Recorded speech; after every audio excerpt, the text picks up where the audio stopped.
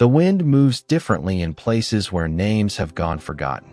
In those folds of moss-covered hills and timberless orchard rows, the hours stretch out, not by sun or bell, but by the quiet resignation of the earth, the pause before breath, the long sigh of soil asked to keep something secret. History does not shout here. It leans, it drips, it lingers.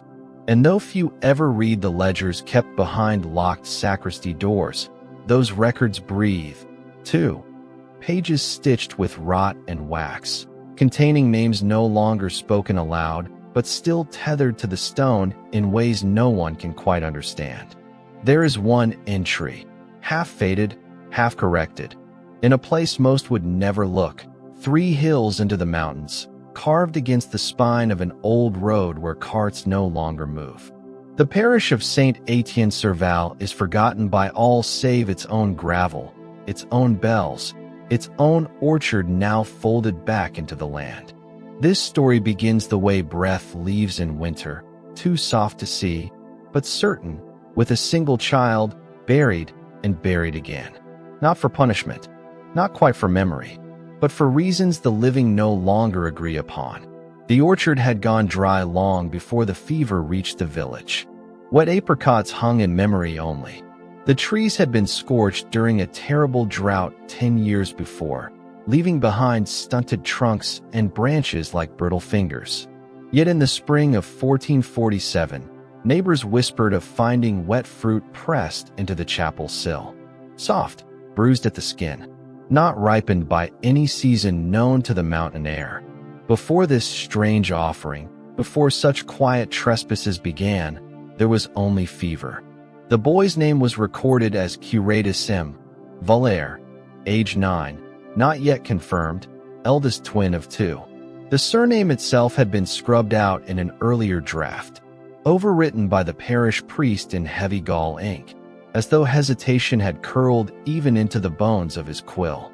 The final record was entered in a thick volume codex known among the monks as the Ledger of Unseasoned Dead, used only for those whose deaths fell outside grace. A book hidden, symbolically and quite literally, beneath the folds of an old tapestry behind the sacristy firebox. A tapestry that smelled faintly of beeswax and burnt linen when the flames rose too high. It recorded his death in the thinnest of terms, age 9. Fever sunken, mouth cinder, wrapped linen, wax sealed. Buried east plot, under broken bell marker. The fever had descended in waves that year, a cousin of the greater plagues, but colder in its grip. Not enough to draw imperial almoners or send bands through the valleys.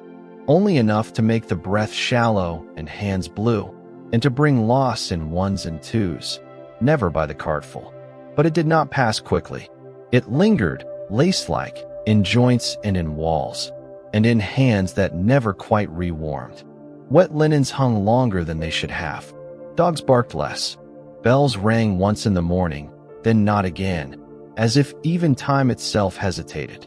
The boy had been dearly watched by his mother, more than by kin or clergy, swaddled tight during his final weeks in a linen dipped by the apothecary in warmed wax. A desperate, half-ritual attempt to keep the scent of death from wrapping too tight to the bones. Fennel threads were sewn into the creases, a countermeasure known only to certain valleys, meant to lull the fever towards sleep. He died at dawn, or so they believed. The cloth did not cool for hours. There had been no procession, no final rites. There was no one left to carry him or flame down to the edge of the orchard wall, which had become the de facto burial field during the weeks of decay. The mother staggered behind 3 monks as they bore the child along the graveled path, past the silent bell, past the altar fallen out of use. Her breath showed in the air, and though the chill was not strange for that elevation, there were no birds, not even crows. The grave was already opened upon arrival. The marker, not a cross, but a crooked rusted handbell affixed to a stake, seemed to ring out faintly in the wind, though no one admitted hearing it. The burial linen was slick to the touch, faintly yellow under the wax. Laid out on a board of pine, not made for sacrifice nor sainthood. One of the monks hesitated before setting it into the soil. "Shall we wait the day?" he asked. "The fever lingers. Sometimes breath does, too." But Father Reinault only crossed himself, gaze broader than grief permitted. "It is sealed," he said. "There is no breath where wax does not bend." Thus the boy was placed among twigs and packed stones, no psalm chanted aloud. The only sound was the rust crack of the bell hinge, blown by wind through the gully mouth. The mother left a small string of blackened raisins near the child's feet, knowing she should not. Offerings were forbidden now, lest they lend place for passage. When they returned to the chapel, the priest made the record formally in the ledger, though weighted his script in such a way that the nib pulled hard against the page, leaving almost a trench behind the M. Wax from the candle dripped onto the margin. The ink puddled there and sealed slightly inside, not unlike the boy himself. That evening, the rain came, not in violence, but in an exhausted weep. It swept the stone clean, but did not touch the orchard line. There the soil remained undisturbed, as if already decided. No one spoke his name aloud in the days that followed. His twin brother, younger by an hour, sat in silence in the apothecary's doorway, turning a fennel stem over in his mouth until his teeth turned sour. The mother did not return to church, but to the hills. It was said she was seen gathering wild thistles, muttering numbers, pausing every time the distant bell gave even a half clink. And then, the ledger, long left closed, was opened again 4 weeks later when another child passed. A young girl, daughter of a cobbler, fell by the second wave of fever. Her name was Elia. The priest turned to the proper page to make her mark, and found that the prior record had altered. The name of the boy was faintly visible a second time, 3 lines lower. Though faint, though almost translucid in the ink, it was there. Curatus. M. Valère. The same hand, the same age, the page unstained elsewhere. Only the parement of the name repeated as though rebreathed. He blamed the ink. That year's ink, made temperamental due to lichen rot in the pigmenting process. Elderberry gone black around the bottles. Gall thinned by mistake. It had been said even before the fever began that the writing ink that year was cold-hearted, by which the monks meant it refused to take to prayer-lettelled parchment without a fight. And yet, no strike-through had been made. No correction, only presence. Twice. The priest closed the book more forcefully this time, laid a square of wax-dipped cloth between the pages to keep the name from ghosting again. He did not tell the others what he'd seen, but he also did not blot the entry, as was required in error. That night, the candle next to the book did not stay lit past dusk. Though the wicks were clean, though the wind could not reach the alcove. Out in the orchard, a patch of lichen bloomed unexpectedly near the rusted handbell marker. A bit of stone fruit skin, still damp with rain, curled softly in the earth beside it. The cord of fennel still smelled faintly sweet. In the church, wax dried deeper into the margins. And though no one called his name again, when asked how many had been buried that month, the abbot answered, 5 and 1. They asked what the 1 meant. He only said, 1 forgot to stay. The bell had not rung properly since the early frost. When it did sound, it came not as a peal or toll, neither mournful nor triumphant, but as a dragging noise, as though something metallic were being turned on its side within a shallow grave of iron and salt. The rusted wheel that once carried the bell upright had long since snapped its bearing, teeth milled down by decades of mountain wind and water. Yet no one dared repair it. It was said to be too close to the orchard line now, and time had nudged it off its intended axis, just enough to let in dust, just enough to let the sound go crooked. It rasped once again on the 3rd evening after the ledger page had altered, not when any hand pulled the rope, but just after the sun dipped beneath the low ridge and turned the chapel stones ochre red. A sound more breath than sound. A bell that did not toll to heaven, but scraped down into soil, asking only to be remembered. At first, they ignored it. Sounds in the wind, the abbot whispered. Stones shifting beneath iron, metal remembering its shape. And yet several villagers paused when walking past the chapel wall that day. They stepped more lightly. One turned his face to the sky and blinked hard, as though something bitter had passed over his tongue without touching his breath. Behind the chapel, along a sloped shadow line where the old orchard had bowed into rot, muddy footprints began to appear. Too small for any man, too barefoot for the season. Father Reinault found the first trail near the east wall, 3 toes defined, the heel blurred in moss. The frost had not taken it. The print seemed fresh, undecayed. He sent word to the bell ringer, whose hand had long since curled from arthritis and whose duty had grown symbolic. The bell ringer leaned into view only once a week now, draped in wool strings and a veil of vinegar cloth, to keep the town from turning deaf with suspicion. He refused to check the tower's pull work. When asked whether anything strange had shifted, whether perhaps the bell had moved at all in the last night, he only gave a nodless reply. If the bell bent sideways, Father, then something leaned into it from the root end. Which end is the root of a bell? The father considered. The part that sounds, or the part that listens? Still, no firm action was taken. The village had seen strange fogs before, bells echoing themselves without hands. Cobbled roads that wept with salt water after too much ground had been consecrated in a single season. Yet this time, it was not the strangeness of the sound that troubled them. It was the timing. It had scraped when the child was buried. It scraped again after the ledger rewrote the name. And now, with each chill dusk, the scraping grew slightly longer, slightly wetter, as if the rust were not resisting, but yielding. A prayer was said during matins, carefully worded to expunge all specificity. A bell of misaligned welcome, make it chime true.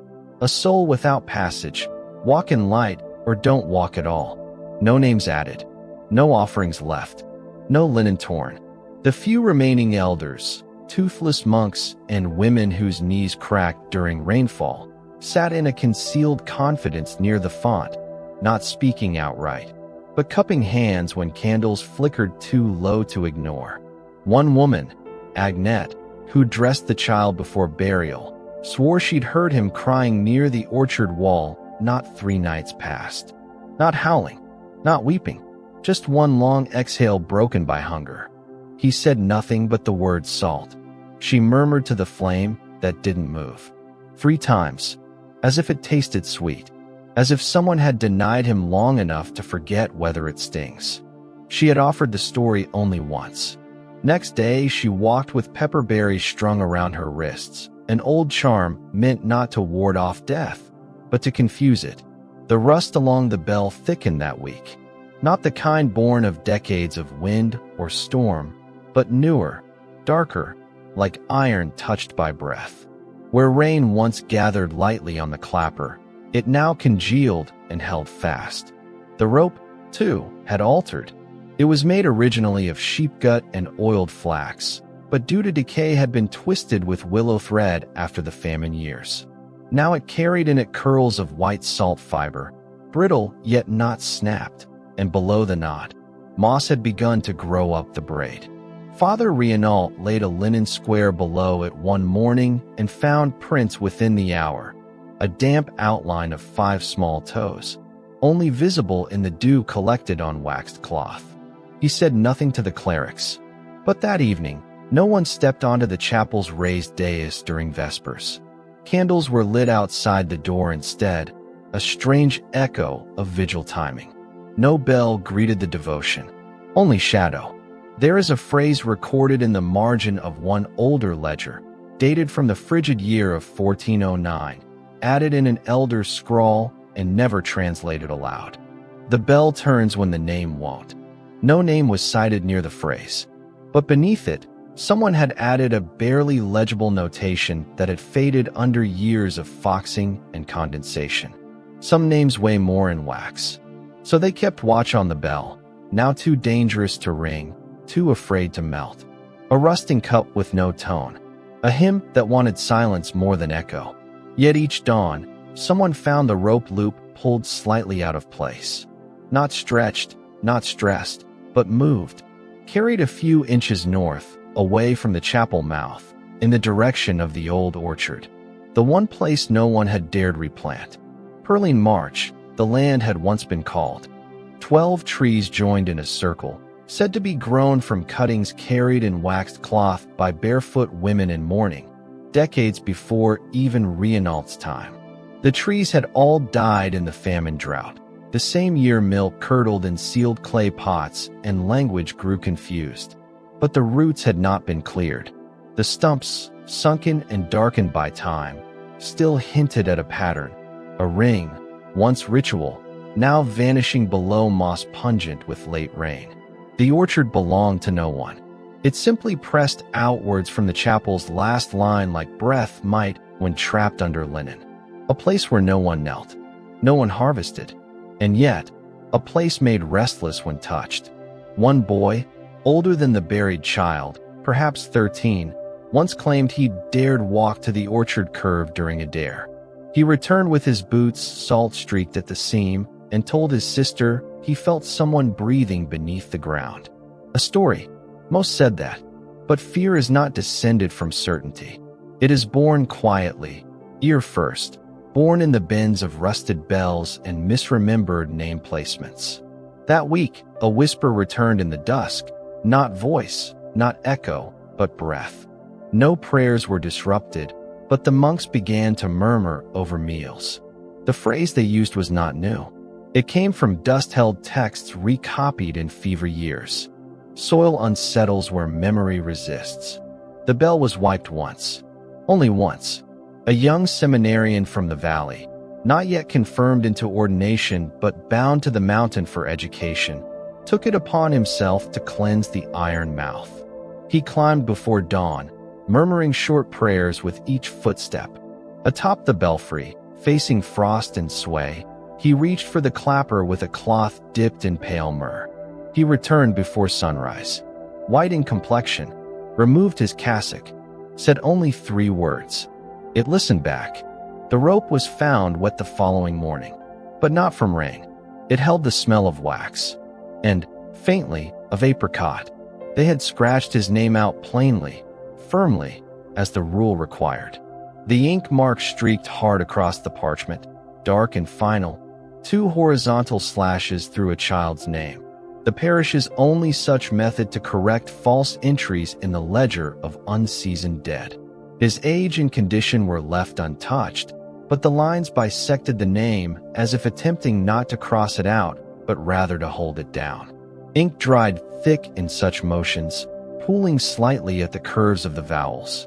The parchment beneath the scratch even puckered with the pressure. And yet, some days, when the candlelight caught the page at an angle, the letters returned, spectral but upright, as though they had never accepted the gesture of erasure in the first place. By the 3rd week, the name was there twice.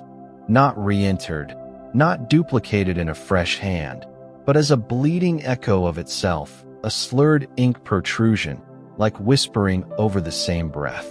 The priest stilled his quill 4 times that morning upon noticing it. He did not cross it again.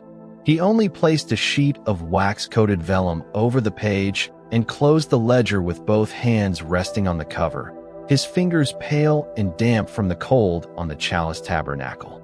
It was not the kind of fear one names aloud. There was no declaration among the monks, no meeting of elders convened. But the ledger was not touched again for 4 days beyond that, even when 2 passings occurred, one fevered, one accident. The records for these lay waiting on loose slips of stiff parchment, ink skipping slightly across their surfaces as if reluctant to sit upon such temporary entries. The ink invited suspicion now. It was said quietly, behind blackened cresset shadows, that this year's batch had gone stiff-minded. Gall in the iron base had turned queerly viscous by spring, and the apothecary, whose wife had died in the first thaw, had not been careful mixing the elder root with the oak gall resin, letting too much lichen strip into the tincture. The result was blot-heavy, metallic-smelling ink the color of bruised bone rather than true black. Though technically legible, it reacted oddly under holy wax, curling or shining at slant, refusing to dry near warmth even after days passed. One copyist had stopped using it entirely. Another claimed it gave his teeth chatter while he wrote, even in warm rooms. This batch had come to be called the ink of Saint Vienne, more by jest than reverence. Saint Vienne was an apologetic martyr, known for writing his confessions in water until they were nothing but tears. Most monks found the comparison unfunny. Still, it caught. But even the failed ink could not fully explain what the priest now saw flickering back up at him from the ledger. Not just the name returning, but the way it did.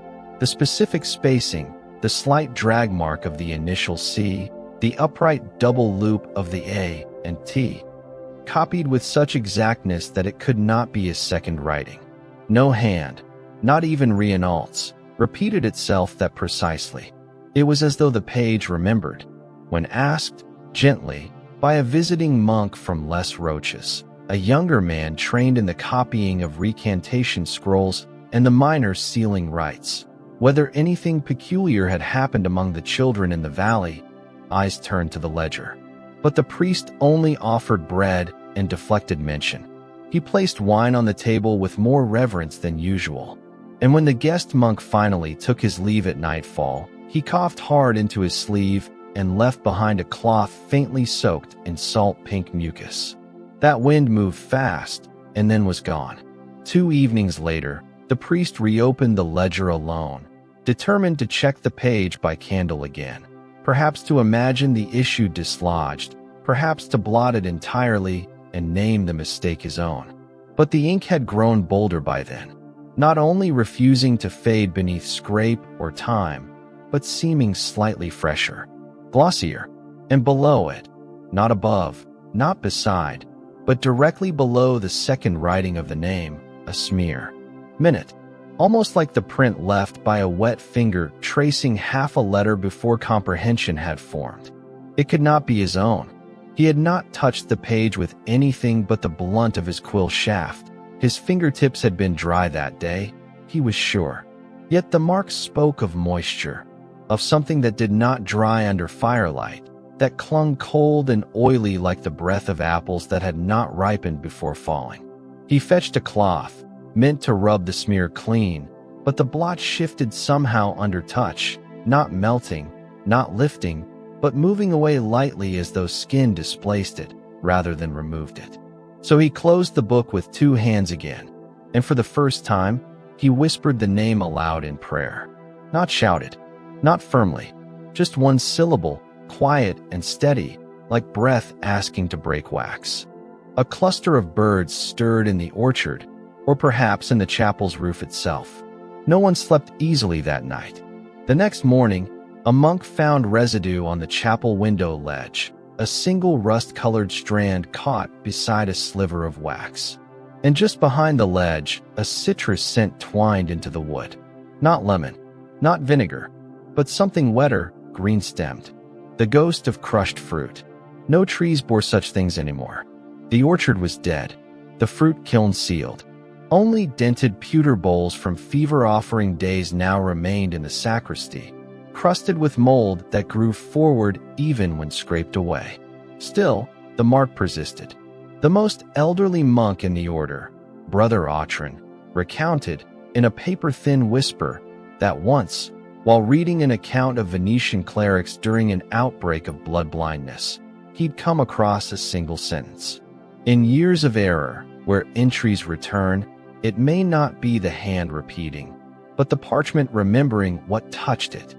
He claimed not to recall the source, said he'd misplaced the scroll years ago, but the others took his silence seriously. For centuries, redactions in clerical ledgers were made not by scraping with blades, which damaged the substrate, but by blotting with a peculiar wax compound that sealed the truth beneath error and allowed for layers. Only rarely did those errors unveil themselves again, and only in places where light and silence grew too intimate for comfort. Even more troubling, Father Renault turned to an earlier year, 1435 in the ledger's thickness, and found that a similar faint duplicate existed there. Another name, now long dead, but faintly repeated in the same ink slope. An 11-year interval. The same pen? Unlikely. He had burned every pen shaft after their last ink failure. The same page? Made of roughened lambskin, aged slow. The same ledger? Yes, but the pattern felt rehearsed now, even practiced. Meanwhile, the fever had begun to trickle in again. A girl from the lower ridge was found muttering beneath the eaves with hands clutching her own breath. A shepherd boy limped back without memory after chasing a figure barefoot and faceless past the ravine bend. And by the week's dusk, 2 elderly women collapsed in the footpath between orchard and mortuary slope, one clutching her rosary so tightly the beads embedded in her palm. Each of them smelled faintly, not of incense, nor death, but of apricot and herb. And each muttered the same word, just once, when asked what they'd seen or touched. Ink. That week, the ledger was taken from the sacristy and placed inside a locked cabinet behind the altar wall. Not buried, not sealed per rite, but housed, like an object that no longer served language. Some said it deserved rest, not use. Others said it had never made an error. It had simply remembered more precisely than any man could bear. There was no orchard left, only the memory of trees, twisted low into the ground, and stone ring hollows where once roots had drunk from deeper veins. The land bore no shadow in the shape of leaves now, only half-sunken hollies and lichens too chill to hold color. And yet something in the hill still leaned. It had rained gently for 4 days, the kind of rain that doesn't purge so much as persuade. Paths through the lower slopes turned to clay, and even the wild dogs refused to cross the orchard's edge. The original 12 tree stubs of Pearline March, once given as gifts between grieving mothers, rising each spring from stalks tinctured with fennel dust, no longer broke the soil. They remained below the surface, root intaglio rather than bark. Still, where nothing ought to grow, monkshood bloomed softly in pairs. It was along the orchard's outer ring that the penitent first appeared, a figure mottled with road mud and pebbled scarring. He was seen in the wet flame of blue hour, long after the first vespers had ceased. His feet were bare, though the ground was seamed with broken glass where relic hunters had once stripped the wall. His steps made little noise. He moved forward not as one seeking shelter, but remembrance. He was first found by a shepherdess, no more than 15, who woke to the sound of someone rinsing their hands by the half-broken well. She crept to the thatch roof threshold and peered out. There was no light, yet the orchard itself swayed dimly, as if meeting the walker halfway. He wasn't praying, nor weeping, nor bleeding, like others who came to confess along the high road. He was speaking low, in even tones, and reaching out towards something she couldn't see. Over and over, he asked, "Do you still need salt?" She let the door fall closed. By morning, he had vanished. No footprints led away from the well. Just 4 apricot pits set in a line too straight to be sleep-made, each still damp from the fruit, or from something else. By midday, 3 monks and 1 reluctant boy went in quiet procession toward the ruined orchard fringe, past the rust-leaning gate where the bell scrape no longer rang, but simply vibrated with each gust of wind. They found no trace of him, not even a silvered blanket under pine, no dried figs or leaf-rolled bundles like most penitents carried, but the scent of elder resin clung to the soil and candle wax. And something else, the faint, salt-sweet mix of stone fruit and wet roots. It hung in the air until the wax the boy carried began to melt without flame. His hands were cold, yet the wax dripped. They asked him later what he'd felt. He didn't speak, only touched the wick and shook his head. But in the chapel entry, a single palm print was found left on the stone, not with blood, but with a waxy streak, as though someone's hand had pressed into one of the waxcloth wrappings used in child burials and held that heat long enough to transfer its memory into stone. It blurred at the fingertips. Even pinned records, with all their faltering authority, agreed on the penitent's description: barefoot, wrapped in tattered penance linen, face ashy but not sickly, unarmed, unbothered by weather, speaking only when spoken to. But among the older women, those who had borne children and buried them alike, word returned not with his shape, but with his message. He asked for salt. Some recalled, half frightened, that salt was used in rites before the orchard trees died. In all pre-wax funerals, catoned curls of salt were tucked beneath the tongues of infants lost too early, to flavor the silence they would now keep. Later, even when rites forbade it, the women still salted linen edges, whispering to themselves that it was not sacrament, but memory that preserved. Yet no child, not those newly sick nor those sealed in the ground, ever asked for it themselves. Except this one, it seemed, or whoever wore his voice. The penitent reappeared 2 evenings later, this time in the shadow of the older seminary window, where the moss never grew and the shutters always stuck. A novice boy, reaching to cover the wax drips at the bottom sill, caught sight of him in the reflection, not directly, but in the silvering of water pooled against candle hoof print. The figure stood among the orchard roots, slack-armed, head tilted toward the hinge of chapel stone. The boy turned. Nothing remained, but the wax in his pail had already begun to bubble. The report was brought to Father Reinault only after vigil, hesitantly.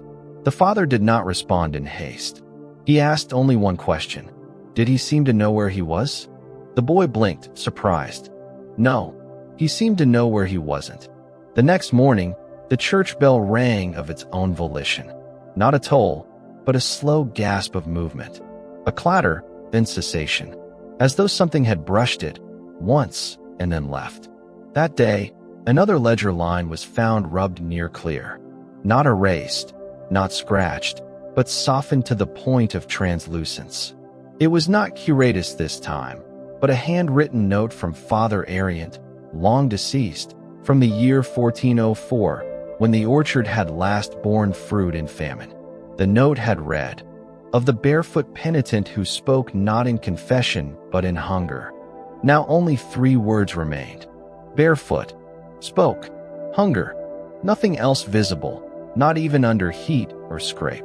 At the orchard site, the monks marked several stumps with white chalk to watch for movement over time, a practice meant not for discovery, but delay, a way to shame disturbances back into stillness. None returned marred, but each morning, a small depression was found in the loam nearby, just small enough to be a kneeling child's width.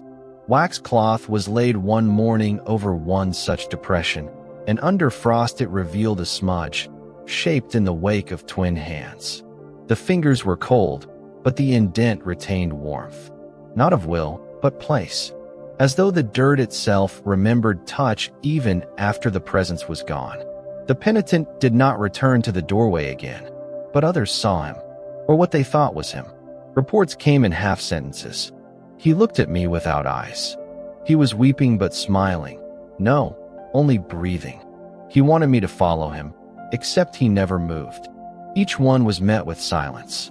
Each time, the priest returned to the ledger only to find curatus' name untouched, preserved, still faintly present twice, still sealed between pages with necessity. It became a quiet vow among the monks. No child would be buried near the orchard again. Not near the bell, not near the stone print, not near the fruit trees that no longer bore. No one would write that name a third time.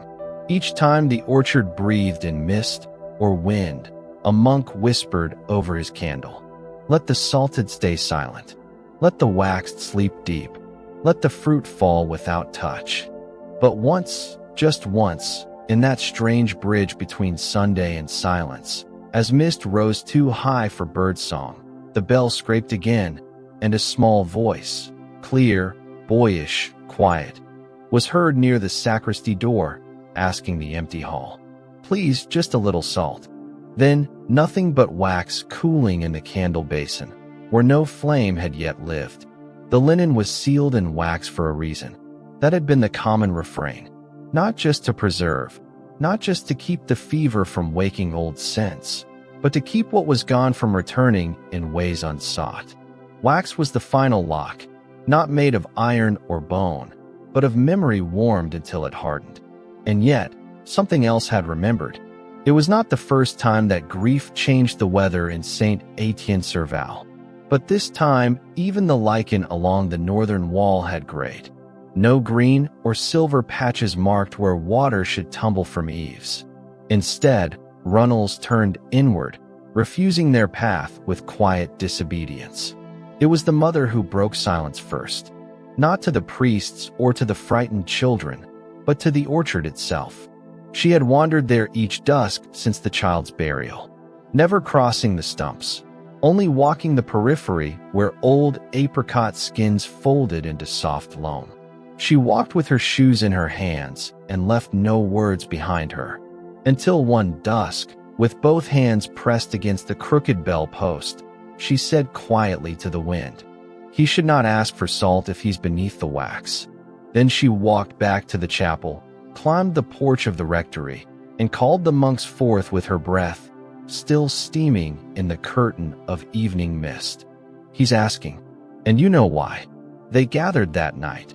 For monks, 2 altar boys, and the grocer's nephew, who had once been healed by the priest's hand and now feared that favor turned cold.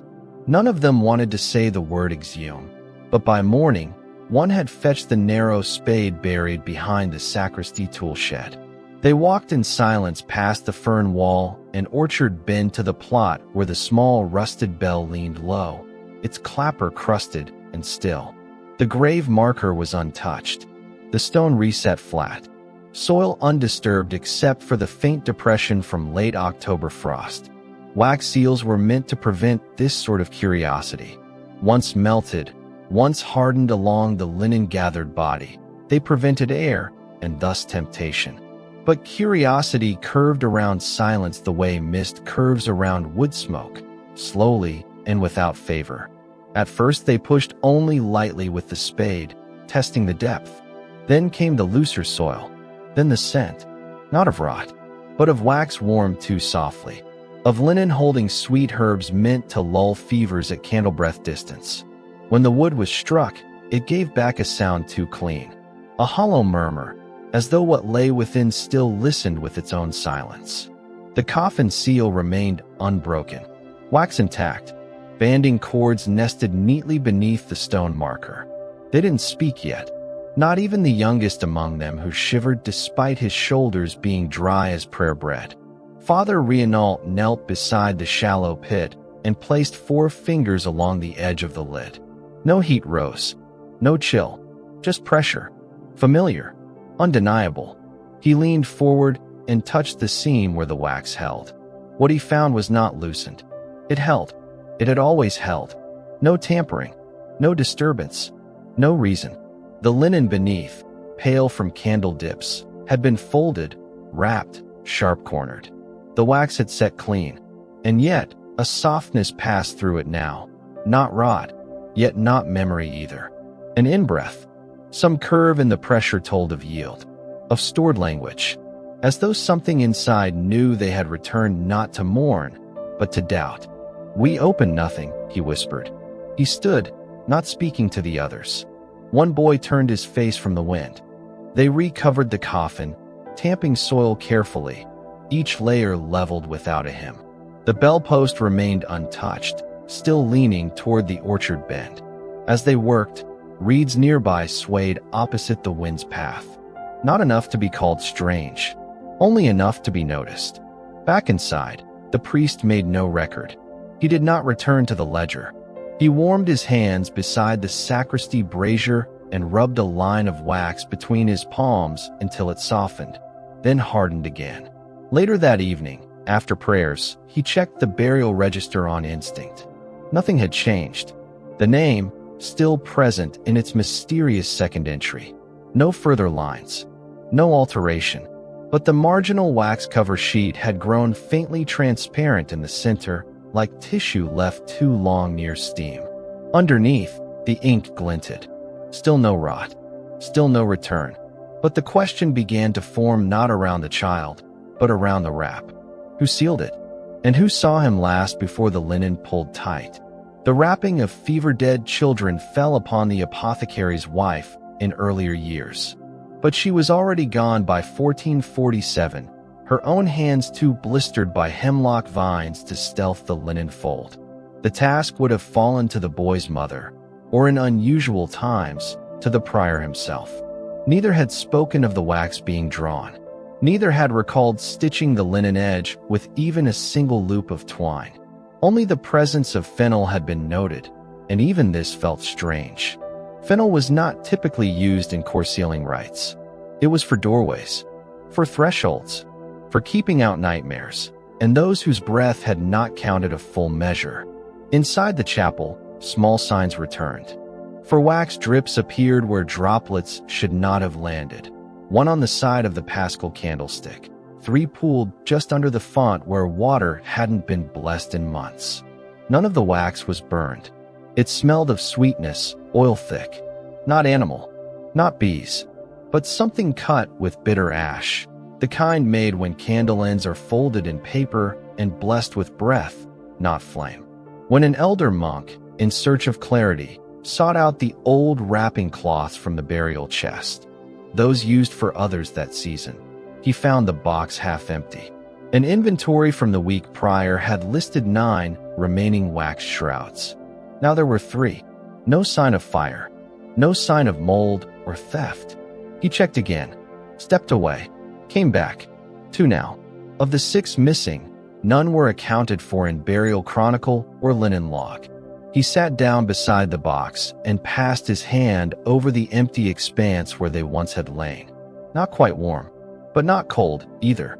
Wax does not vanish, nor does cloth, but sometimes they hide. The orchard edge bore more signs the next morning. Not footprints this time, but a drag in the soil. Not back, not forth, just across, like a hem trailing. One set of faint impressions.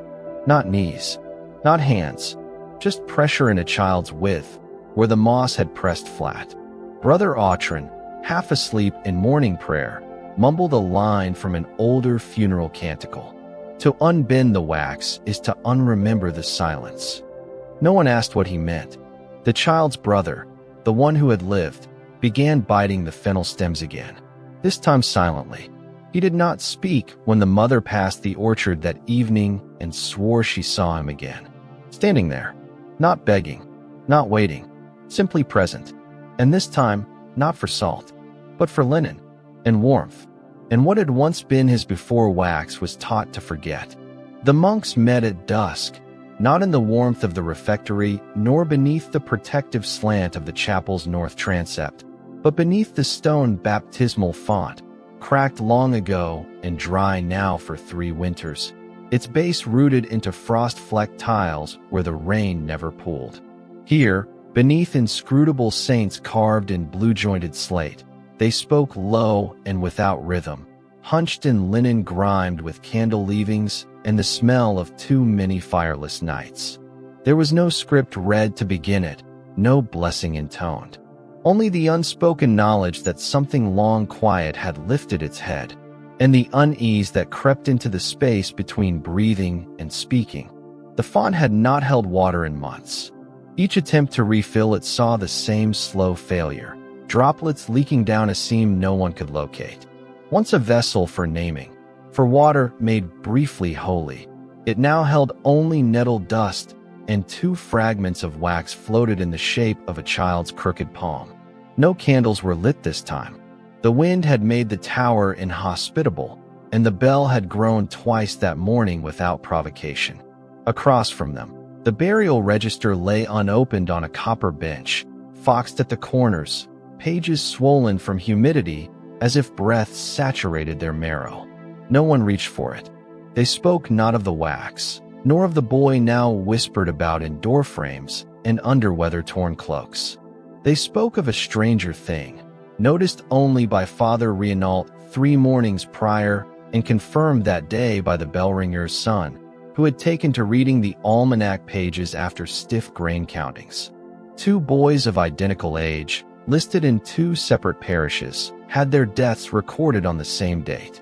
2 curatus M. Valères, both 9 years of age, both listed under meals not taken.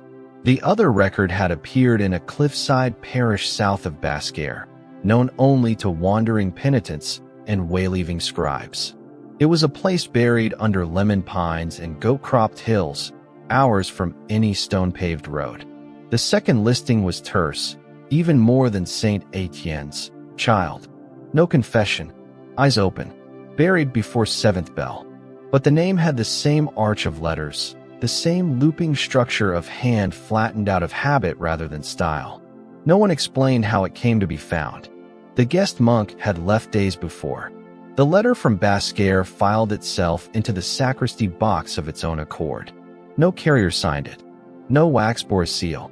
Only one linen-taped scrap under the flap, reading, "Check eldest Valère." They read it aloud under the font, its rock-gutted belly pulling all sound inward.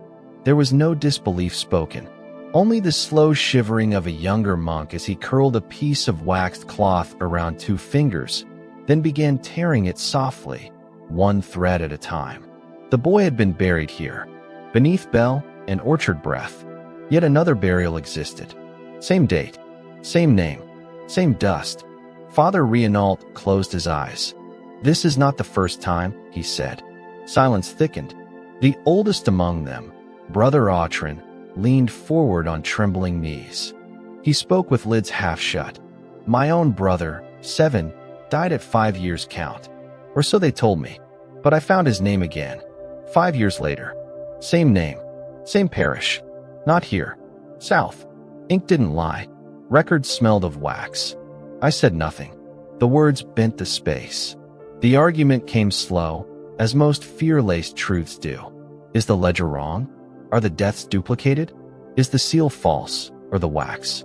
Is it names that copy themselves, or memory that splits apart to retrace where the silence went first? The younger monk spoke once. "What if what we see in the ledger is what the dead see first?" That stopped them, just for a breath. Outside, a gust sent the half-splintered chapel window a shudder, and the sound rolled back through stone as though wrung from the bell's clapper beneath soil. The same direction as the orchard, the same place where the bells never rang, but scraped sideways. They reviewed the record again the next morning, this time with a magnifier usually reserved for relic readings. The ink in both entries, the Saint Etienne Valère and the southern twin, matched. Elderberry extract thinned with vinegar salt. There was no log of such ink being sent to the Basquer region. The lichen in the ink curled in identical patterns. Father Reinault made no final statement, but he burned the gloves he wore when handling parchment that evening, slow, with prayer, even as the smell turned his stomach. Later, as a gentle spit of snow began touching the periphery of the orchard, one boy walked the perimeter again. Not the dead one. The twin who still breathed, barely, in shadow. He counted his steps and stopped at the bell post, then knelt and ran his thumb along a piece of wax sealed into the soil. He pressed it between forefinger and palm. It softened too fast. Behind him, the reeds near the edge leaned in an angle resisting the wind. The font back at the chapel cracked again. No sound marked it. Only the gentle, sudden wetness at the font seam, where salt water pooled rather than winter melt. It was not pure. It was not clean. It ran in a thin crescent of prayerless water toward the center dais, where it curled and stopped. The debate beneath the font continued for another dusk, and another. Fewer voices now. One monk had taken to keeping his feet wrapped in salt pads, saying little, staring into plumes of steam rising even when no water boiled. Each of them had their own quiet measures. One crushed rosemary leaves. Another turned his bed facing west. The youngest now refused to write in ink at all, keeping records instead in carved wax, soft to the point of smearing. Ossuaries were discussed. Could what had been buried be layered again, below deeper stones? Could its name be placed inside a ring, sealed within a scapular, and dipped in consecrated fennel oil, meant to bind tongue to truth? No one knew. The texts were quiet. The ledgers, too. And yet outside, by starlight, across flattened snow unbroken by steps. The orchard dipped gently, as though wind bowed to something crossing by. That night, a whisper was heard in the rear alcove of the chapel, near the place where offerings were once set out. Pears during Epiphany, wheat flour flattened for midsummer dead. The whisper said only one thing: ask Basquiat if he stayed buried. And the wax dripped on cold stone, then stopped, even before the fire was lit. Wherever he stepped, the dew receded. At first, they thought it was light playing tricks again, a trickling illusion across frostbitten fields. But dew does not flee from shadow, and it does not leave behind streaks lined with salt. The trail first appeared along the orchard's border, too long and too straight to be animal, too narrow for a cart, too distinct for wind. 3 passers-by, each alone at different hours of bleak morning, recounted the same strange sight: a path thin and uncurved, cutting cleanly through low mist, glimmering not with water, but with something pale, granular, almost crystalline. Some tried to lift it. It dissolved not onto the finger, but through it, as if retreating into skin. Not snow. That much they could say. Not after the touch left a burn print in the shape of a curl. The older woman who lived nearest to the well took a pinch in a woven cloth and held it to the fire inside her cooking basin. It gave off no smoke, but her lentils salted themselves without cause, and she could no longer hear her husband speak for the rest of the evening, even though he sat beside her. When the shepherd boy crossed the trail with bare calves, 5 faint lines welled across his skin in pink. Not flayed, not cut, just opened. The same marks later appeared on a candle left too near the sacristy door. Wax melted in a handprint shape, though no hand had laid there. The salt paths multiplied, not all in one day, not indiscriminately, but always near the border of what once was orchard and what once was grave, each line beginning nowhere and ending in a silence. Some curled back to themselves like forgotten thoughts. Others vanished at chapel doorsteps or near the moss line past the rocky cross that served as boundary stone. At night, the trail glowed slightly under moonskin, just wet enough to gather light, just dry enough to disquiet. Father Rienault walked it only once. Alone, before sunrise, frost still clinging to the beeswax seal on his sleeves, he followed the line past the bell, past the stumps now half erased by wind, and down into the hollow below the eastern hill where children used to gather to pluck star thistle before the drought. There, beside a sunken stone too narrow to be a marker and too smooth to be nature-cut, the salt ended in a curl that resembled the loop of a rosary left unrecoiled. He did not speak aloud, only bent, placing his gloved hand over the curve. In that instant, he heard what only those who weep without tears understand: the language of hunger waiting to be named again. Later he described it not as sound, not even as whisper, but as a breath low in the earth asking for its own grave to remember it. Not more. Just that. That afternoon, the salt returned in 2 parallel lines across the chapel's north window sill. A gentle arc, almost decorative. When touched with the communion cloth, they vanished. But the taste remained on the cloth's hem, quiet and sharp, like sweat near sleep. The child's twin, who still lived, began to change in posture. Not presence, for he was still there each morning, near the apothecary ruins, but in weight. He leaned into his walking, stepped gentler into hallways as if struck by guilt he could not name. And then, one morning, he uttered a single sentence to the bell-ringer's daughter on her way to refill the vinegar pots. He came back to ask for what we forgot to give him. She stood still as he walked on. Later, she returned to the very place he'd stood and gently poured salt into the grass in a perfect ring. Just enough for one child to sit in without touching the outside. When asked why, she said only, "I don't think the wax was sealed for keeping him in. I think it was to keep out what he needed." That night, 3 more trails appeared. And now the paths led not just across moss or orchard, but into places that should not have allowed entry. Under chapel arches, into storerooms whose doors remained locked, across the sacristy table, leaving faint impressions of cold that reached the wrists, even through thick wool. The salt never piled. It never grew heavy. It never crystallized. But it bent when breath touched it, and it stung the skin. One of the younger monks, charged with keeping the floor near the font clear of gathering mold, awoke with the shape of a child's handprint etched in salt on the inside of his cot. The fingers did not point inward, but away, toward the lip of the mattress, as if someone had climbed up lightly, paused, and remained until dawn. He burned the outer blanket the next evening, said nothing. But the next day, he fled south without cloak or sanction. Days after that, a traveler stopped at the village threshold seeking rest. Not a penitent, a vine dresser from a valley unlisted in the trade books. He smelled faintly of earth, wax, and stone fruit. They gave him simple bread and water and asked nothing. But that night, a trail of salt led from the chapel gate to the guest house stair and vanished at the third step, just beneath the traveler's bedroll. The next morning, he left the village without burden, mumbling that his sleep had been filled with scent. He said only, "Apricots and wax, and the voice of my own son asking to taste again."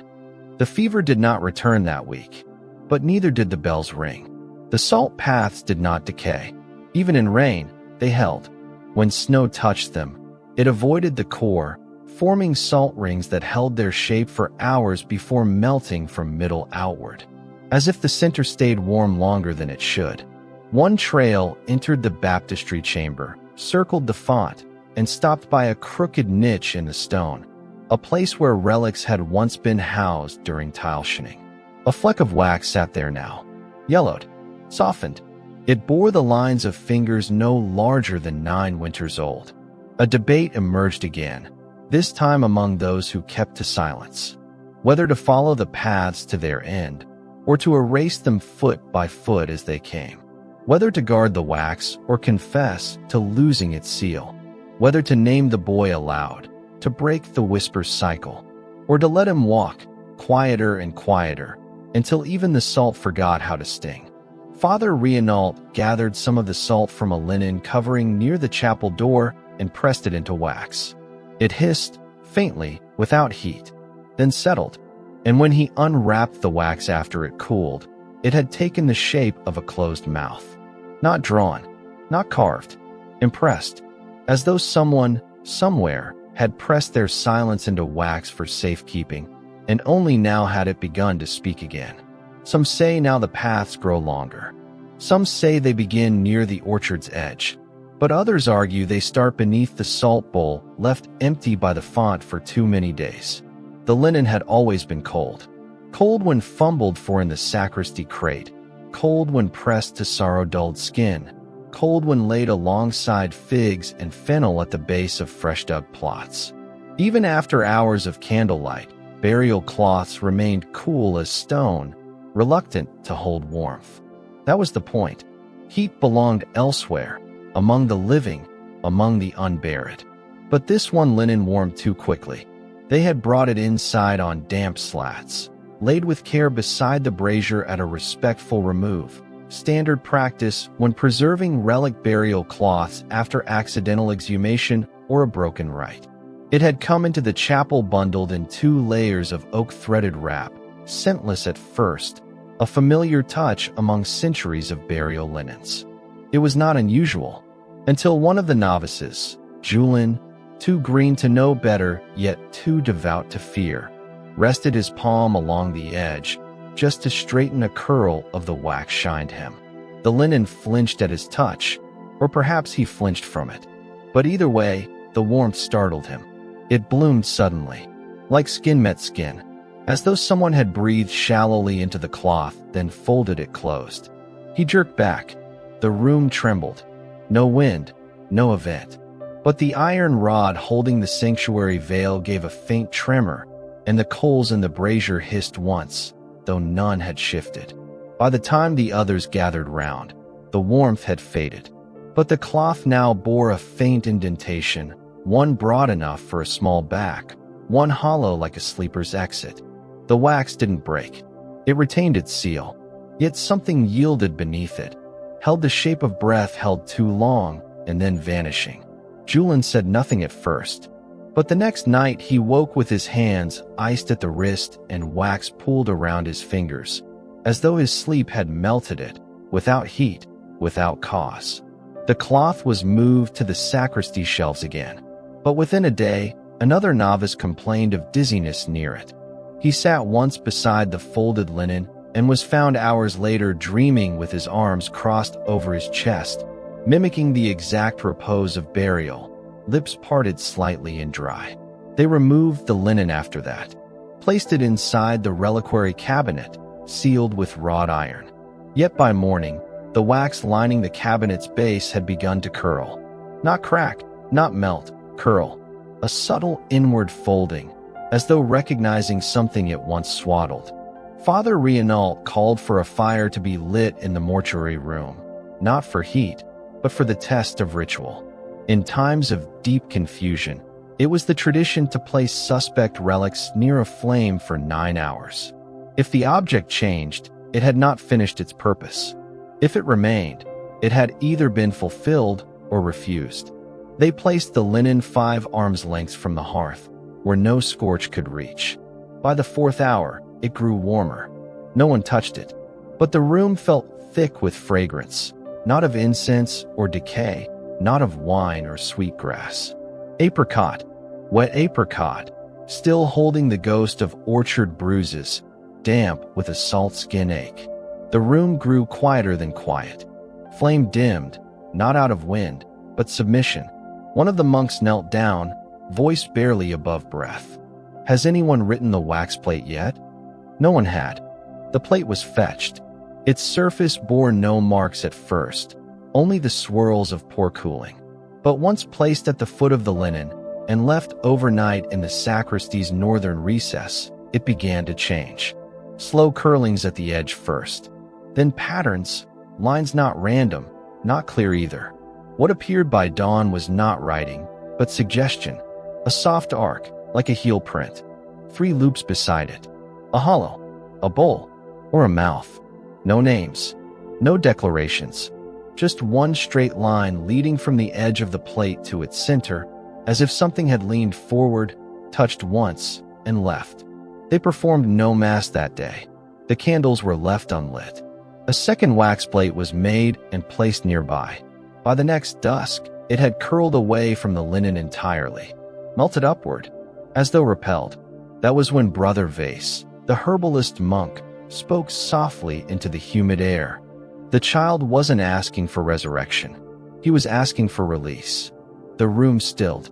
A nearby scroll, containing minor re-entrance rituals, fell from its peg. The linen, if one placed a palm within 3 fingers' length, now radiated the same warmth as a sleeping body. Not living warmth, not guilt, just presence. That evening, a cold wind passed under the sacristy door, though no windows broke. No hinge opened. Yet dust patterns changed, and candles found themselves weeping wax despite lack of flame. Later that night, in the same room, the ink used to write funerary entries warped across the page. The letters of the child's original script bled slightly. Only those. Others remained dark and firm. It didn't blot. It bent, as though the ink, not satisfied with words it had once shaped, tried to form vowels into shapes of breath. The C of his name folded sideways into a loop. The second entry, that persistent echo, deepened in color without being touched by quill. The margins held fine bits of wax. And still, the linen held heat. Unexplainable, slow, undeniable.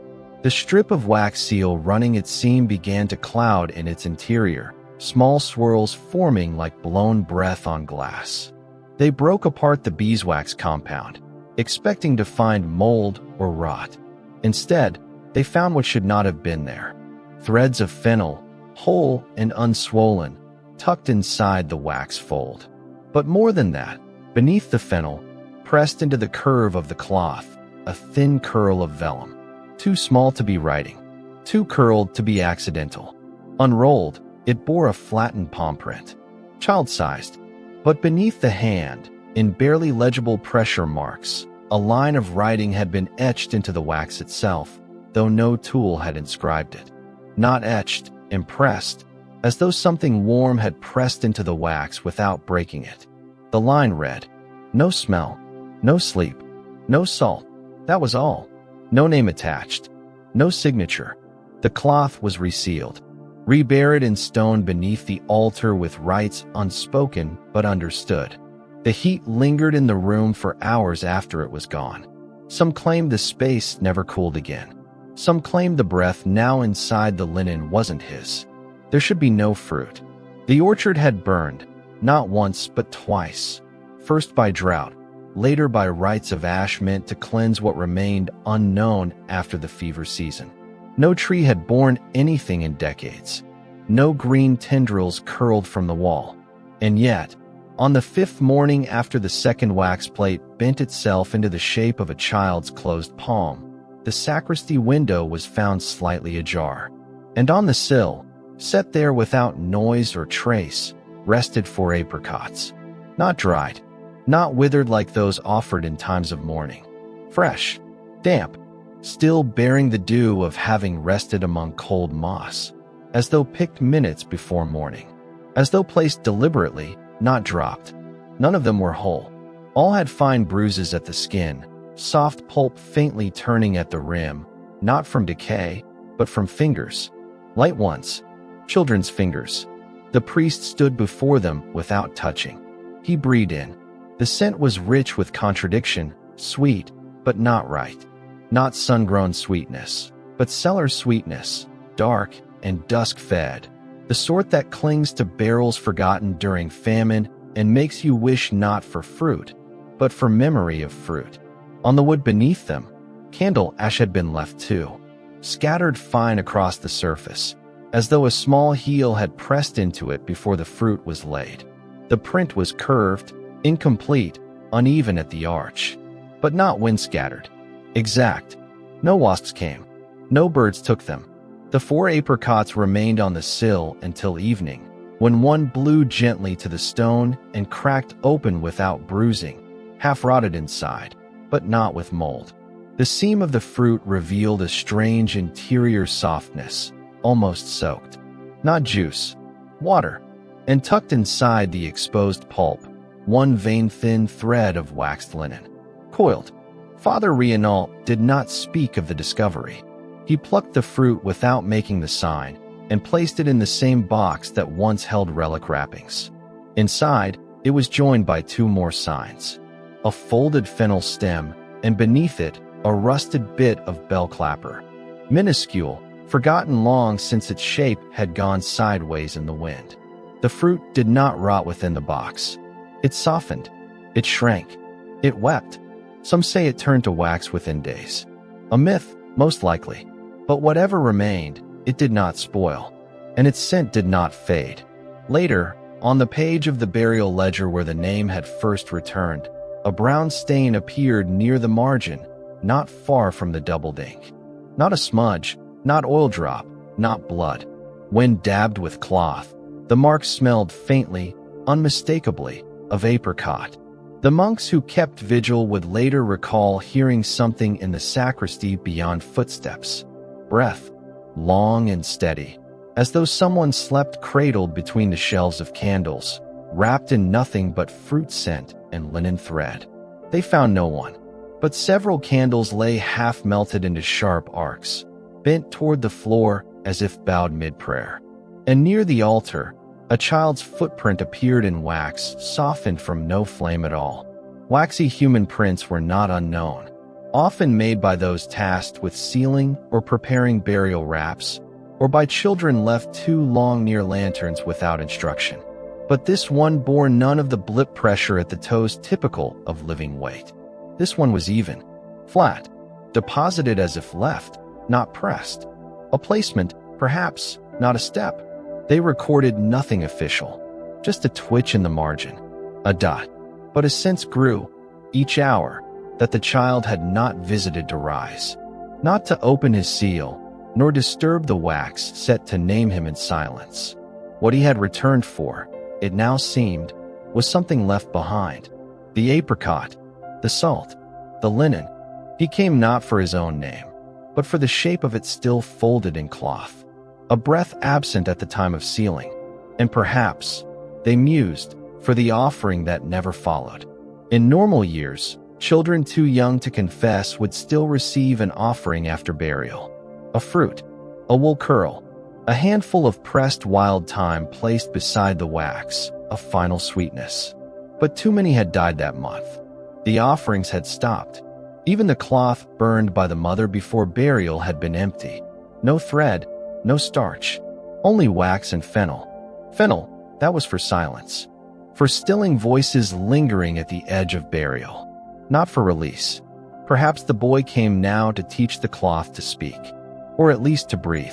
That week, for more apricots appeared, not whole this time, halves, placed precisely, 2 on the sacrarium's brim, 1 on the altar rail, the last on the iron-framed baptismal font, where it split and stuck to the edge with no wind to push it. Each half had their pit removed. Inside one cavity, faint flecks of warm wax. Inside the other, salt. And this time, something different, moisture on the inside of the window glass. Condensation, perhaps, but shaped. 2 curls pressed like bricks of breath where a child's mouth might have leaned close to see inside. The rooms inside grew warmer, not noticeably, but slowly. Where once hands chilled at prayer, now they held a memory of warmth for seconds too long, as if stirred. They wrapped the fruit after that, not in rejection, but in confusion. Cloths of mourning, black-stitched, carefully folded. But by each dusk, the cloths were unwound. The fruit laid bare again, not eaten, not spoiled, just waiting. Outside, the orchard stumps grew wet at their crowns, though no rain had fallen. Moss creeped over the roots as if to numb them, and the space between where the boy had been buried and where the bell still leaned began to smell faintly. Again, not of rot, but bruised fruit, crushed salt, wax. A sweetness curling behind the ears and into the chest. Then the birds returned. Not many, 2 or 3, perched, silent. They sat near the bell that had not rung, watching. They watched each time another apricot appeared. And on one morning, just before frostbite pinched the first leaf, they found the last fruit different, peeled, and carved into the soft orange curve beneath, a single half-turned letter. A C, not sharp, done by thumb or pressed nail, but present, impressed, cleaved just enough for the shape to be certain. The same letter that had bled twice into the burial ledger page, reformed in deeper shade than ink, darker even than gall could hold. A letter asking very little, not a cry, not a revolt, just a word returning, slowly, 1 syllable at a time, because someone forgot to sweeten the goodbye. The chapel was not built to breathe. Its walls had no vents, its vault no whispering hollows, only stone too old to confess when it cracked. And yet, beneath the altar of Saint Etienne, where no door had ever been carved, a draft had begun to rise. Not all at once. It began subtly, with the quiver of candlelight, flames turning not with wind, but from something deeper, not stirred air, but exhalation. A breathing unfamiliar to human tongue. On the morning the last apricot vanished from its cloth, the cold beneath the altar turned warm. Only briefly, and not entirely. It warmed the hands of the sacristy boy who reached below to retrieve the fallen wick trimmer. His fingers, always numb since last frost, tingled at the tips. He withdrew them and stared as color returned to his joints slowly, as if swellings before fever. He said nothing, but the wax taper freshly dipped refused to harden. Not for over an hour, though the room had no fire lit, though the windows stood wide for ash to escape. When he told Father Renault, the priest leaned only once beneath the altar arch. He did not touch the stone, but his breath returned faster than when he'd lifted a burial slab. Something in the space cooled and held its shape, not in temperature, but in tone. Below the altar slab ran old stone, sheared rough and unpolished. Yet now it bore small patterns, licked bent curls of soot near the base, as if breath or heat had passed upward again and marked where it pleased. Parish lore spoke of a subcell, a blocked shaft laid at the bottom of the chapel centuries before, meant to house the bones of plague dead when seasons grew too heavy. The subcell of Etienne, they called it in whispers, though none had seen it. Not a crypt, not a catacomb, a cavity, a closing made long ago beneath the Christian seal. No stairs led to it. No record said when it ended. But now, whatever had remained so long below had begun to make its presence known, not with knocking, nor sound, but warm draft and fennel note breath. In the week that followed, stillness became scented. The air in the chapel held a new weight. Damp salt, stone fruit twist, and the dull sweetness of wax gone to memory. At first, they mistook it for oil lamp condensation. But oil needs fire. Here, there was none. The brazier had been left untouched for 3 nights, and still the warmth lingered. Each time a monk stood near the altar stone, his cassock shifted slightly at the hem, stirred from beneath rather than around. The 3rd day, they placed a shroud beneath the altar, hanging slightly into the growing seam they now feared to look upon. By morning, the edge of the cloth had curled inward, not out. Something below had breathed inward, as if drawing it close should it choose to taste. This time, they did not panic. Not outwardly, but changes crept into their postures nonetheless. Hunches deeper during prayer, eyes drawn not to the candles, but to the floor. Voices low, skipping verses, breath caught at the name Valère. No longer did they wipe the salt trails. They let them sinter into the stone. The priest rooted through the oldest ledgers, not the books of burial, but older still, parish construction scrolls, winter immuring records, the grounded plans for when the first stone was laid to mark territory of grief. And there, near the bottom of a laminated page, streaked with oil and wine spatter from centuries past, he found one line, written in a script untouched by his own memory. A subcell shall be sealed with breath, not stone. A draft will rise only once, when wax no longer melts from fire, but feeling. He marked the line in silence, echoed it to no one. Instead, he knelt at the chapel dais and placed his hand once more to the floorstone. There was no tremble, only stillness, and heat, like a sleep kept longer than it should have, like arms folding inward, ever so slowly, to keep something once blessed from growing cold before it could be named again. They laid a salt line at the base that evening.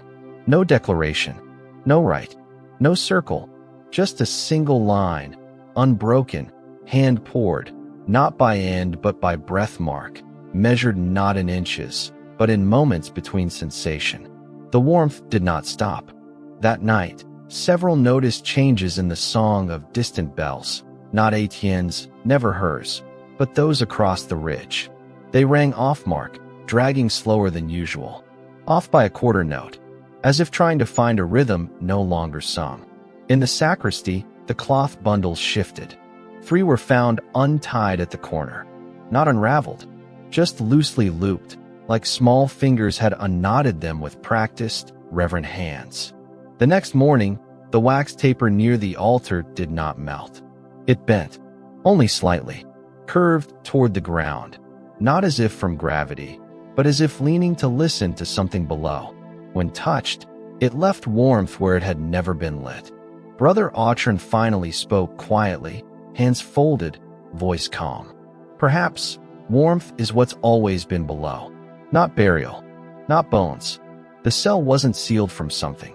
It was offered. Father Rienault did not respond. He stared at the salt line, now slightly blurred. Not scattered, pulled, drawn toward the altar stone, as though wind had kissed it back. Not dispersed, collected.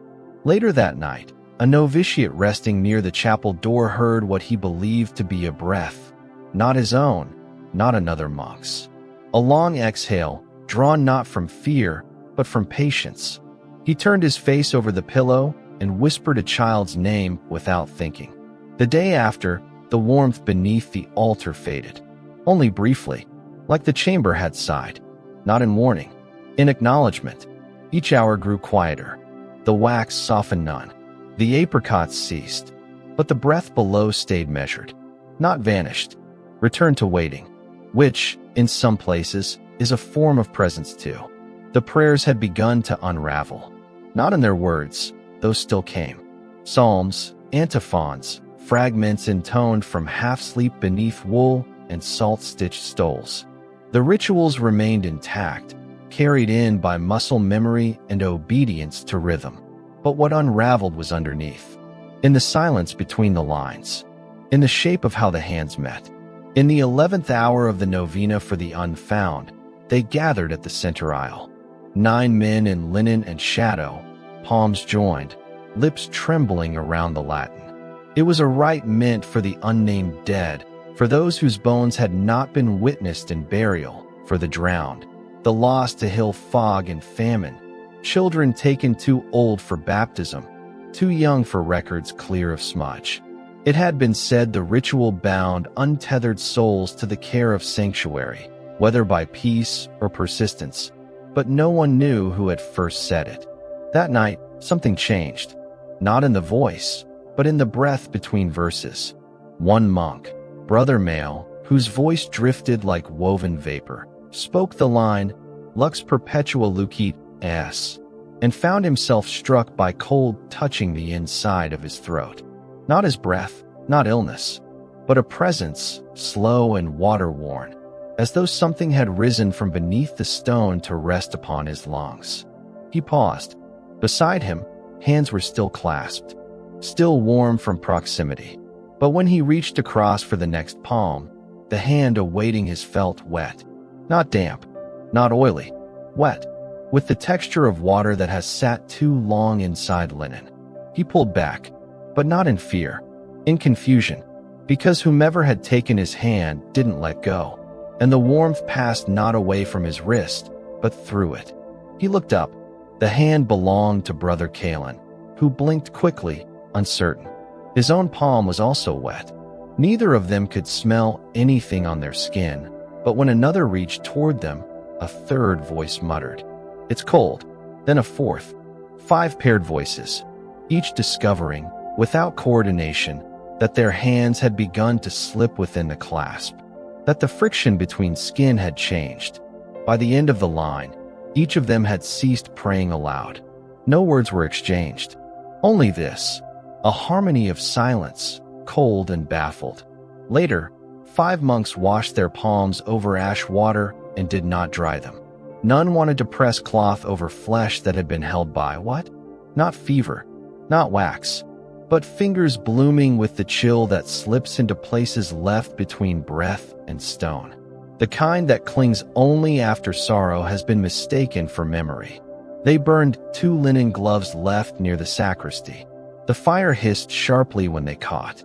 By morning, no one spoke of what they'd felt, but none would take communion by hand that week. They pressed their lips to the cup, bowed heads over palms, but left fingers turned inward, hands not offered. Later, when one of the brothers, Tolan, a novice once known for laughing in candle smoke, tried to practice the morning litanies alone, he found his own fingers closing in over his chest. Not by his will. It was as though his hands no longer held prayer, they held shape. The shape of something remembered by wrapping. The shape of the child. Not the boy himself, not bone, but the curve of what it felt like to clutch the linen too close when it had not cooled yet. Tolan dropped the psalter. Wax from the candle had begun to creep along the page margins again, soft as breath. There is a tale, nearly erased from the margins of 14th century monastic texts, of the Night of 11 Knots. A ritual, misnamed as a prayer, unblessed by church or crown, sometimes whispered when more than one death had failed to carry silence with it. In this tradition, 11 cloth knots, each bound in wax thread dipped in crushed fennel, were tied in a line across the place where someone had once been mourned but remained restless. Each knot bore a word, not written, chosen, pressed into the flesh of the thread by those who spoke it. If the knots unraveled overnight, the voice was not done speaking. If they held, the ground could sleep. No one dared invoke it consciously. But during the third night, after the prayers failed to warm their fingers, someone tied 11 knots in the hem of the child's burial cloth. Folded low, almost hidden, pressed beside the reliquary gate. They were simple, tightly wound. By morning, were undone. No one claimed them, but candle stubs were found melted into palm shapes nearby. Again, smooth curves with no wick indent, no flame touch. As if someone had leaned their whole head into them, seeking to breathe. Signs thickened. The salt paths appeared again, crossing not only orchard but chapel. 2 stopped at the choir rail. 1 curled fully round a pew before folding back under the font.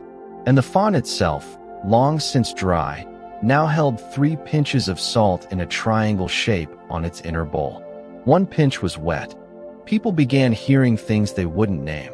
Not footsteps, but motion, hooded motion, unheard but understood. A child-shaped absence kept returning in weight only. Fabric moved without wind. Linen lifted where no breath had passed. Silence took on posture. Even in mourning, the cold remained on every wood beam his name had touched. 1 monk found the wax plate beneath the altar had shifted. Not broken, shifted, like a tilt of the cheek against pillow linen. The page in the ledger bent slightly, too. Ink no longer bled, but curled, not out of malice, but foldward, as heat leaves not upward but into cloth. Later, Father Reinault could not bring himself to rejoin the monks in prayer. He stood at the chapel door and did not enter, only listened. From across the empty space, through the echo of unprayed mass, he felt it. A stillness, like breath waiting for hands no longer joined in prayer. Or perhaps, hands still joined, but never unjoined, whose cold would never ease again. Some burials are loud, crying, open palms lifted against weather, birds pushed into stillness by voices that don't know where to go. The soil receives with weight, but also with sound. Shovels striking stones, weeping over linen, prayers said with unsteady throat. They call these the honest ones, the ones where mourning is seen, known. But this burial made no sound. Not from the monks, not from the boy's mother, who stood this time several paces further off than before, her hands wrapped not in cloth, but tied behind her back in the old mourning fashion, as though she had already once held too much. Not even from the birds, who had begun to nest near again ever since the prayers failed to warm fingers. The second burial was not recorded. There were no bells, not even a single scrape of the rusted post near the original grave. They came one by one. 3 carried the iron, 2 brought back the burial linen, newly curled inside an ashwood case sealed with wax. It was not the same box used for relics. It was heavier, built days earlier, in low rhythm, hands trembling not from age but from cold they no longer mentioned aloud. No hymns accompanied them. A candle burned indoors. Outdoors only the salt ring remained, faint, now part of the frost crust across broken root and trampled offering. The moss near the first grave had regrown in strange threads, not evenly, but upward in small ridges, like the last breath had tried to return through earth but caught itself on a layer too thin. They did not open the old grave. They sealed over it, this time with iron. 3 thick rings of dark forged metal, bent into crossplate shape, fitted over the earth, bolted to sunk stone, placed the prior evening in silence. Beneath it, the first coffin still lay untouched, the wax still folded, the linen still warming too fast. No movement, but no rest either. They did not disturb it. Instead, they placed what pieces had begun to turn, apricot rind, weathered wax, the melted imprint of the wax plate, and 1/3 of the funeral cloth, into a secondary chamber beneath stone. A shelf, once made to hold a saint's scapular wrapped in basil and milk thread. That saint had long since been forgotten. They laid the child's signs in its place. No name carved, no inscription etched, only salt folded inside. When they finished, 1 monk, Tolan again, hands still red from things he failed to confess, pressed both palms against the new lid. A gesture not of sealing, but of fear. And still, it didn't feel stopped. He whispered something to no one. He still rolled in the first name. This only quiets the echo. Then he walked away, and no one stopped him. The second burial never made the ledger. Not in binding, only in breath. For that night, the chapel grew quieter. The kind of quiet that makes even prayer seem loud. Candles refused to burn for more than a few minutes, and wax pulled too early at each base. One monk wrote a solemn fragment backward across his own chapel notes, without realizing, hand-reversing letters even as his eyes read them forward. In the eastern alcove where orisons were kept, a faint mark had appeared, a child's height upon the wall, pressed not with ink nor handprint nor soot, just presence, a slight darkening where breath might linger, the same height as the ledger shelf. The mother did not cry. She sat beside the chapel door for hours after that, hands no longer bound, whispering small kitchen prayers taught to quiet hunger, words salted slightly at the tongue, prayers for the safe staying of breath inside blankets. Nothing you'd find in a missal, nothing a priest would teach. When the bells rang the next morning, the old bells, distant ones, across the hill, the first scrape of the rusted chapel bell did not follow, only the shudder of it, as if something moved past too softly to ring it, but just enough to stir its shape. Inside, the burial shroud box was found relocked, but no one had opened it. One iron clasp sat newly bent, and wax flakes had appeared along the rim, curved as if pulled from skin. A votive had tipped.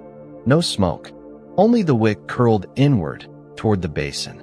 And there, at the base where the second burial had been sealed, a small cluster of white powder had formed. Not salt, not snow. They tasted it carefully. Ash mixed with beeswax, as if something had cried with no water left. Still, Father Reinault would not make the inscription. He refused to place the date. He refused to write, "Interred again." When asked why, he said nothing, only touched the page in the ledger where the two names remained, one written, one bled, and laid his closed hand over both until the margin paled. The monks agreed after that, informally, to say nothing of the second burial. It was no confession, no rite, only a coaxing back into stillness. An attempt. But children who die without being named properly never commit to silence. They listen. They echo. They open their breath into corners we didn't know had space. A week later, when the snow returned in brief windless flurries, the small stretch between the first grave and the second showed none of it stuck. The flakes hovered, then moved aside. Not melting, simply redirected. As if the air between two burial places had been taught not to hold anything light for long. The dog belonging to the vintner refused to walk between them. Two monks, swapping candles, both forgot which direction they'd come from. And near the prayer bowls placed by the window, ones where visitors sometimes left figs or wool cords, an image appeared on the glass. Not drawn, not glared, just fog. A mouth print, open, and next to it, a palm, not pressed, only shaped, as if someone had tried to hold the window from the inside. They washed the glass, kept the candles low, burned fennel again. The scent stung, not in the throat, but under the ribs, like grief that can't find the right smallness to be quiet again. The wax seal was meant to entomb. That was its only task. Mixed with ash, thickened with fennel chalk and the least drop of blessed oil, poured hot and pressed across the final turn of linen before being marked with the sign of the cross. Not a broad one, nothing showy, just a shallow impression from a dull iron stamp. That was the accord. Wax would promise silence where mouth and name had gone too thin to remain. But when candlelight touched the seal again, it did not reflect. It bent, not melted, not bowed from heat. It gave inward, like cloth cupped by breath on a winter pane.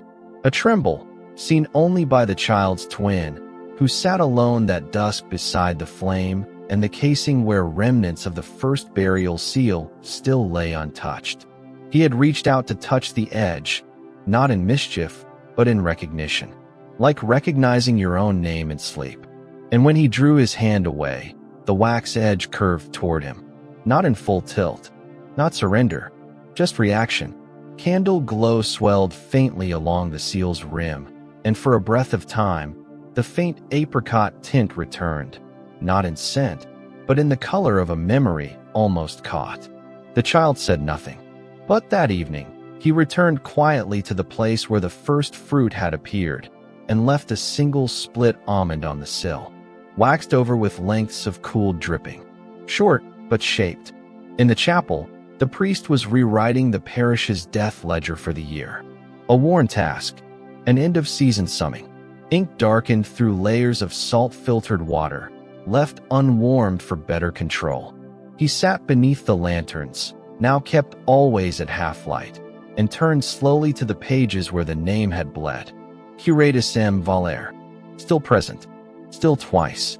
And still, the faint impression remained just under the second entry, like a root pressing upward through earth just enough to remind the stone it was once soft. He placed his hand on that page again, not to warm, nor to erase, but to still whatever beat beneath its fibers. The parchment was cold, but the wax sheet that had once covered the page, now resting beside his elbow, had bent again during the night. He saw it clearly now, not a buckling of material, a movement, downward, a lean, like a bow, and where the wax had begun to curve, a circle had formed in the center. Not a deep mark, a discolored patch, faint as breath left too long to rest. He lifted it, turned it in his fingers. Beneath it, the margin of the page had grown slightly translucent, not eaten, not worn, but thinned, like skin. That's when he saw it. Tiny script, pressed under the original ink. No new hand, just faint indentations, never inked, as if someone had held a dry quill and whispered rather than wrote. He leaned in, breath held. Only one line. I never closed my mouth underneath. The quill fell. He backed away, gathered the sheets without speaking, and pressed the wax over it again, not to protect, but to cover. Some protections are not meant for sight. That night, when the sacristy was locked and the wind slept, something passed through the chapel wood that left a bloom of condensation on every candle cup. None burning, just wet at the rim. The altar linen, freshly refolded, was found faintly stained in the shape of two palms, spaced as though someone had leaned forward in slow prayer from below. For a time after that, nothing changed. The monks prayed. The pages dried. The air grew still again. Then came the marginal note. Julien, the youngest, sleep leaning on the north bench, had pulled the ledger too near his knee. When he opened it, early, pre-dawn, looking again for the names required for feast days, he found a writing near the bottom corner. Not the ledger's main ink, not even the same hand. Tiny, clean, pressed on a diagonal slant, low and sloping sideways toward the edge where wax touched before. Just 4 words. You never named me. He carried it to Father Reinault in silence. They burned 3 candles beside the page that night, none lasting more than 20 minutes before dying down into gentle pools of clear wax shaped in spirals. They spoke no conclusions. But before Vespers, the priest went alone to the child's grave again. Not the second one, the first, beneath the crooked rusted bell, where the iron had gone silver near the handle, as if something kept touching it again and again in passing. And there, folded into the soil just inside the arc of exposed root, he found an old almond husk, cracked cleanly, hollow, still damp. And beneath it, a thumb-sized button from a child's tunic, strung with 5 threads, and wrapped gently in a circle of waxed paper. He picked it up by the edges, touched nothing else. But when he returned to the chapel and placed the bundle near the candle's warmth and solitude, the wax softened, as he knew it would, then curled, entirely on its own, into a spiral inward. And at its center, it pooled once, softly, as though shaped by one last gentle breath still caught inside a grave. He He did not disturb it after that. He turned down the wick. He stepped back. He listened. The wind outside had stilled, but the bell turned slightly on its post. Not a noise. A motion. Curved.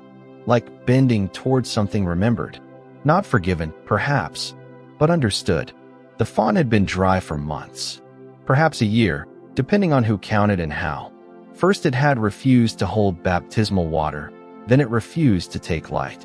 Later, when the birth rites dwindled to silence and the dead outnumbered the naming stones, the font was left uncovered. Not in protest, in quiet. And so no one noticed at first when salt was placed there. It was Julin, again, the youngest, who entered quietly during a morning grayed by snowfall that hadn't fallen. His hands were chilled at the edges, breath drawn into the stiffness of pre-dawn prayers. Yet something pulled him not to the sacristy, not even toward the warmth of the older monks still muttering in their beds, but to the old font. 3 pinches of salt, precise, 1 to each curve of the bowl, placed not in haste, but with a kind of thoughtfulness that rarely belongs to children. Still coursed, still wet at the edge. He reached toward them, but did not touch. He went instead to pour the half-melted candle wax into the votive basin, and said nothing until the bells summoned them to the steps. By then, the salt had begun to settle, not as offerings do during Mass. You can tell the difference. Offerings drift, lay down like breath stretched out in gratitude. This salt remained upright at the edges. It stood, almost rigid, as though something below was very still, and it had been made in miniature to match alignment. Brother Autran said he had seen this kind of placement once before, during famine prayers, 30 years earlier, in a chapel now ruins, where the priest died mid-benediction and cold climbed the walls quicker than incense could fall. 3 days after his death, the women of that parish walked in before Vespers and found the dry font filled, not with water, but with salt leaves, flat and perfect, each shaped like almond petals. No one claimed them. No bird touched them. That parish was abandoned soon after. Here, in Etienne, no one spoke of omen. Only observation. After midday, one of the apricot pits was found nestled near the base of the font. Not fresh, not rotted, only damp. And with it, a faint indentation, like someone had once curled their fingertips around the bowl, not an offering, but preparation. As though to wash. That night, the pulpit candle went out twice and remained quiet on the third. No one shoved the wax back into its cradle. They let it settle, unburning, half-sloped at the edge of the reading book. It was the child's name again. Julin said he heard it during sleep. Not spoken, just breathed across filed stone. Not curatus, not even Valere. But he whispered like a closing word no one wished to forget. He followed it, not fully waking, and stood before the font again. This time a layer of frost limned the rim, just enough to hold illumination. And across the bottom curve, visible only in that moment of shadowed light, marks had been traced. Small ones, faint, 2 closed circles, like drawn hands. And between them, a third mark, harder to see, but not a symbol. A space outlined in grain, shaped like a bowl. He whispered aloud, and the frost twitched once, like breath released through reed. In the morning, the salt was gone. Swept? Dissolved? No signs of water. No scent, even of moisture. Just absence. But around the rim, a faint dusting of something remained. Not white, but pale yellow. Pollen, perhaps, though none came in winter. Or wax powder. A trace left behind when fire never started. When flame speaks not in heat, but by memory. The monks examined it closely. One scooped a sample into a small cloth. Later, when that cloth was pressed near flame, it melted slightly, just into clarity, not into liquid, but into texture. Sticky, familiar. The cling of fingers dipped in sealing rings during Mass. Resin, wax, and salt. Father Reinault returned to the ledger. Again the name remained, unchanging now. The bleed had calmed, but the page felt heavy when opened, as though it resisted, not because it held too much, but because it expected more. At the margin, the wax sheet once laid over the record now held a new mark, almost imperceptible, a softened oval, fingertip wide, like someone leaned into it with a thumb, just once, and left. He took a charcoal and traced it lightly. Within the pressure, the shape of a grain, a single salt crystal embedded in the wax. Days passed without fruit on the sill, without steps near the orchard. But the mother, she returned to the font on her own, carrying a length of cloth bound into a round. She placed it in the bowl, not hard, not loudly, and unwrapped it slowly. Inside, nothing but a silence folded tightly into flax, and 3 words spoken into that hollow. "You may wash now." No one asked what she meant, but from that point, the wax no longer bent inward. The parchment held, and the salt? It did not appear again. Yet the water, though never poured, shimmered faintly across the font's stone base each morning. Not wet, not holy, only still, as if something pressed against it just long enough to learn the shape of purity, then left it untouched. Some say it was an offering. Some say he washed his hands there. There is snow now. Though the sky is clear and no clouds travel the southern ridge, the chapel roof bears a dusting too fine to be storm-born. The orchard is untouched. No steps, no breaks, only a curl of white moving slowly down each tree root like a memory settling in cold. And still, beneath the old bell where no child speaks and no fruit falls, the strings of fennel planted long ago bend in patterns stranger than wind. No one has laid them there, but they remain. The bells have not rung in 3 days, not scraped, not bent, not even trembled. The rope, once frayed by salt and misremembering, has grown stiff in the frost and now droops in a shape reminiscent of prayer cords stretched over a child's bed. Still, the monks enter. Still, they mutter the midday psalms with slight pauses, not out of reverence, but to listen for something soft returning through stone. All week the ground has seemed quieter, not in the way that brings peace, but in the way that comes after an argument has not resolved, when the ache is no longer present, but not forgiven either. In the wall, above the shelf where the wax plate was once kept, a pale stain has begun to appear. Slow-growing, irregular, faint, similar in width to a child's frame curled at rest. No one touches it.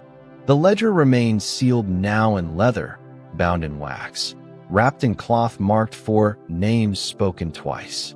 No monk has opened it since the final line darkened, since the thread of writing that had no author appeared in the margin, ending the page not with a flourish but with 3 small dots. It was not a signature, not quite a prayer, just a breathing away from language. Elsewhere, the brother, Tolan, who once dreamt of the cold hand meeting his during the flawed novena, now refuses to wear gloves at all. His skin purples in the cold, but he says his fingers are no longer afraid. Wax only remembers when touched. He no longer touches. Julian still visits the font. He leaves nothing behind. Not salt, not papered fruit, but sometimes, when he bends to look into the bowl's hollow, a faint shimmer meets him. No water, no liquid, only reflection. Once, he saw 2 eyes that were not his. He did not drop his gaze. He only blinked, once, and then whispered, "It's all remembered now, isn't it?" The walls did not answer, but the glass above the entryway, once blackened by frost, shed a small ring of its mist, just large enough to hold the shape of an open palm. The salt is gone now, or perhaps merged into the base of the chapel floor, hidden among the ash they press into mortar during maintenance. No trails cross the orchard path. No footprints recede into wood. Nothing marks the place between the first and second grave. But when the snow settles, it leaves a curve there, faint, unwinding, like someone had sat curled in quiet for an hour and then risen without placing their hands on the ground. The benches have no wax now. The votives rest unburned. The sermons speak of Adam and of ash, of the 32nd Psalm, and the hoped for mercy of small saints never named. They say no more of the child. But 2 records remain in the southern ledger near Basquer, untouched by parish order but copied mechanically, hand over hand, by scribes trained never to question replication. The name appears once in 1 line, then again 3 lines down, unblotted. The copper copies sent north now rest, unopened, in the cellar beneath Saint Etienne, where the subcell sits, sealed now not in fear, but silence. Not the silence of avoidance, nor the emptiness of death poorly marked, but something older. The monks have taken to kneeling quietly at the altar base, not speaking aloud, not touching the cloth, but pausing just before breath becomes word and remaining there until the cold curls out past the seam of their sleeves. They do nothing when they feel the draft from below. They let it pass. They let it leave. The trees at the orchard's edge have not changed. No new shoots, no blessed fruit, but the soil does not take water there anymore. When it rains, it beads and runs away. And in the center, where the bell once leaned and the linen was first laid down, the snow does not melt. Instead, it glistens, each flake catching light in the strange way that ash once did, just before burial. They say the wind does not gather there, but still the branches move, not in rhythm, in recognition. The orchard is quiet now, and the chapel only breathes in long intervals, like a sleeper beyond the reach of dreams. Somewhere beneath the stone, the wax has gone firm again, its warmth abandoned, its curve stilled, but the shape of it remains, bowed slightly, like the echo of a name whispered just before sleep. The salt trails have faded, but the earth remembers. Each grain pressed once into moss now lies beneath snow that never quite settles. And where once fruit sat in bruise and offering, there is only the softness of empty sill. No bite, no pit, just absence made gentle. Beneath the altar, no sound stirs. But in the stillness, there's something quieter than silence. Not the lack of movement, but the resting of breath, long held, finally released. The ledger is closed now, sealed not in fear, but acceptance. It does not need to be opened again. The child's name is written, and written again, and that, some say, is enough. A grave does not need to be deep when it is remembered faithfully, and wax, even once bent, will harden in the shape it needs to keep. Outside, the snow does not speak, but it falls softer now, and as night comes back across Saint Etienne, the orchard lies still, but not empty. Some say the boy walks no more. Others say he is no longer lost. If what we uncovered deserves to be remembered, leave a word. That's how history survives. Have a good night.